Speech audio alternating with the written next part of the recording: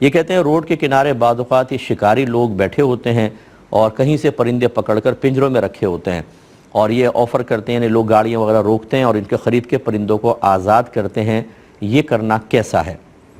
دیکھیں، آزاد کروانا اچھی نیت کے ساتھ اچھی بات ہے، اس میں تو کوئی دو رائے ہو ہی نہیں سکتی ہیں، لیکن ہمیشہ اس قسم کے اچھے پہلوؤں میں اگر کوئی برا پہلو نکل رہا ہو تو اس پر نگاہ رکھنا بھی ایک سمجھدار آدمی کا کام ہے۔ جب آپ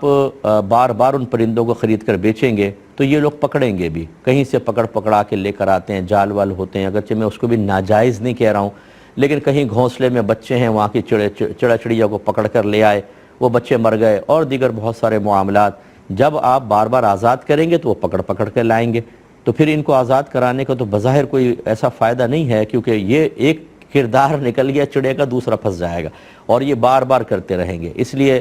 بہتر یہ ہوتا ہے کہ اس قسم کے لوگوں کو سمجھائیں کہ آپ دوسرا کوئی کام کر لیں اور ان کو نہ خریدیں کم از کم آپ، تو پھر یہ کم از کم پکڑنا چھوڑ دیں گے، ورنہ مسلسل یہ جانوروں کو قید میں رکھ کر اور بغیر کسی وجہ کے اور پیسہ کمانے کی کوشش کریں گے۔ پھر دہرا دیتا ہوں کہ میں اس کو ناجائز نہیں کہہ رہا ہوں، اگر وہ پیسہ کما رہے ہیں تو طیب حلال ہے، لیکن بہرحال اس میں جانوروں کے لیے اذیت اور تکلیف کا پہلو ہے، اور بغیر کسی صحیح وجہ سے ہے، اگرچہ رزق حلال کمانا ایک اچھی وجہ ہے، لیکن جب آپ بار بار خریدتے ہیں تو پھر یہ بار بار پکڑتے بھی ہیں اور پکڑ کے پورے ایک نظام کو، قدرتی نظام کو ڈسٹرب کرتے ہیں، تو لہٰذا اگر آپ نہ خریدیں تو زیادہ بیسٹ ہے، اور خریدیں تو کوئی گناہگار نہیں ہوں گے۔